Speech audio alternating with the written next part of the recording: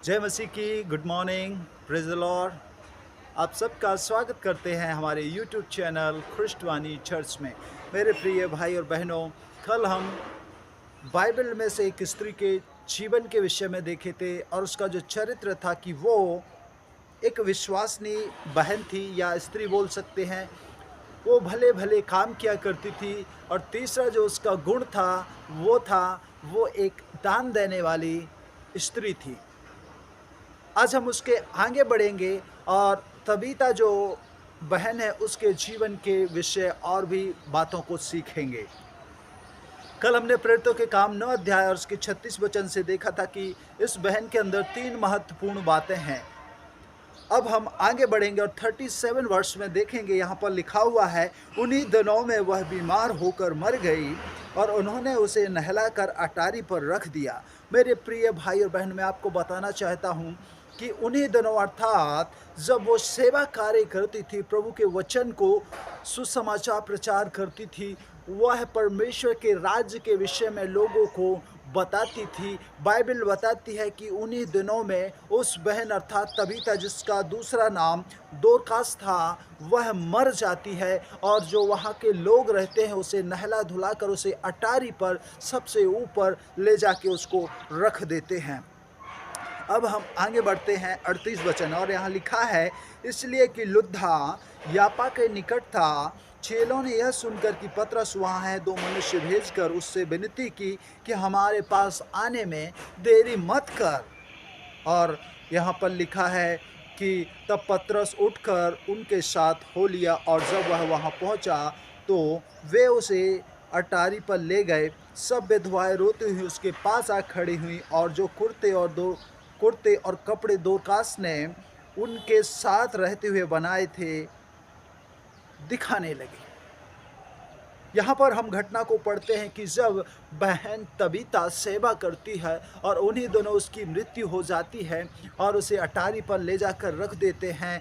और जब रख देते हैं, जो उसके उस याफा में जो लोग विश्वासी चेले रहते थे, उन्हें जब पता चला कि इसकी मृत्यु हो गई है और उन्हें मालूम था कि लुद्दा में पतरस रहता है, तो उन्होंने तुरंत 2 व्यक्तियों को भेजकर लुद्दा से पतरस को आने के लिए बुलाने के लिए भेज दिया और कहा कि तू देरी मत कर। और जब वे 2 व्यक्ति जाकर पतरस को एक घटना को बताते हैं, पतरस भी देरी नहीं करता और तुरंत वहाँ पर आ जाता है। और जब वह पतरस वहाँ पर आता है उस अटारी पर जहाँ उस तबीता के शव को, बॉडी को रखे हुए थे, जब पतरस आता है तो उस गांव की महिलाएं, विधवाएं वहाँ पर खड़ी हुई रो रही होती हैं और यह गवाही उस बहन के जीवन से दे रही थी कि पतरस को दिखाने लगती हैं कि देखो, ये कुर्ते, ये कपड़े दोरकास ने हमारे साथ रहते हुए बनवाए थे। मेरे प्यारे भाई और बहनों, मैं आपको बताना चाहता हूँ, मनुष्य का जीवन क्षणिक है। हमारा जीवन आज है, कल नहीं रहेगा। इसलिए हमें ज़रूरत है अपने जीवन को प्रभु को दे देने की। हमें अपने जीवन को ऐसा जीना है जैसे कि हमारा आज का दिन आखिरी दिन हो। और जब हम ऐसा जीते हैं, प्रभु हमारे जीवन के द्वारा प्रसन्न होता है।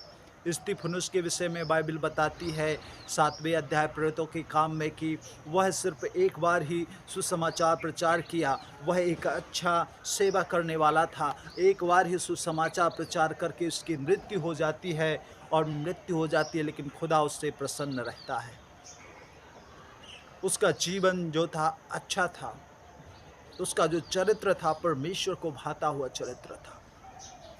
और दोरकास अर्थात तबीता के विषय में उस गांव की महिलाएं, स्त्रियां गवाही देती है, पतरस को कहती हैं कि देखो, ये स्त्री, ये बहन कितनी भली थी, इसने हमारे साथ रहते हुए ये कपड़े, ये कुर्ते सिलवाए थे ताकि ज़रूरतमंदों को दे सके।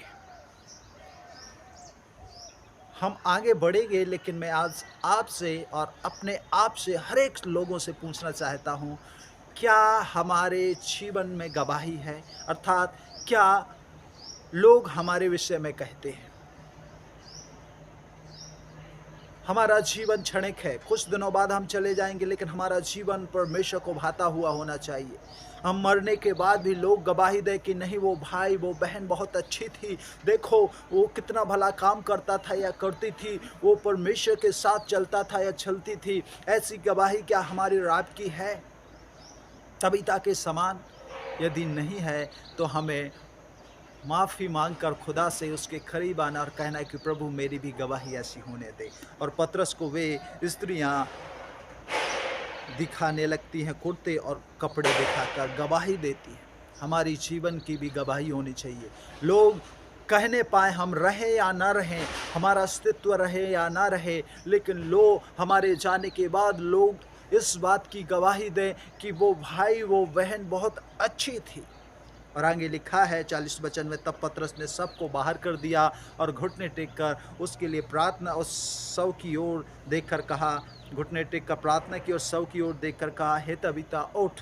और लिखा है आगे कि तब उसने अपनी आँख खोल दी और पतरस को देखकर वो उठ बैठी। मेरे प्यारे भाइयों बहनों, हमें एक प्रश्न हमारे और आपके मन में उठता है कि पतरस ने सभी लोगों को बाहर क्यों कर दिया? उसे तो सबके सामने प्रार्थना करनी चाहिए थी ताकि लोगों को पता चले।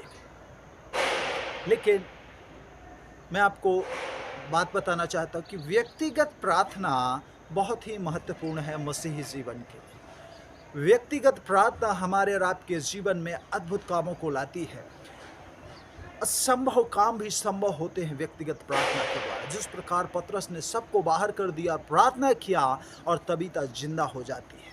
और बाइबल बताती है, आगे पढ़ते हैं तो यह बात सारी याफा में फैल जाती है और बहुत सारे लोग प्रभु यीशु मसीह पर विश्वास करते हैं, लोग प्रभु के पास आते हैं। मेरे प्यारे भाई बहन, आज हमें तबीता के बहन से जो जीवन था उससे सीखने को कल हमने देखा था कि तबीता जो थी एक विश्वासनी थी, भले काम करती थी, दान दिया करती थी। और आज हम सीखे कि हमारा जीवन क्षणिक है, उसे हमें प्रभु के साथ चलने में उसकी सेवा कार्य के लिए जीना है, उसके लिए जीना है।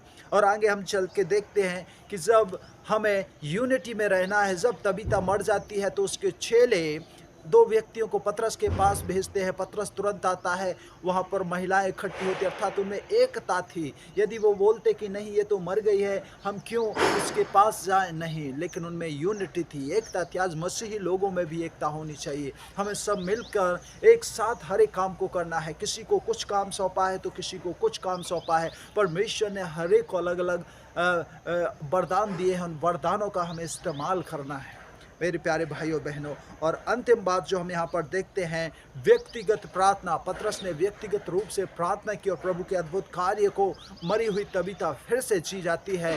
वैसे ही असंभव काम हमारे जीवन में संभव हो जाएंगे जब हमारे और आपके जीवन में व्यक्तिगत प्रार्थना रहेगी। सो प्रभु आप सबको बहुत बहुत आशीष दे। God bless you.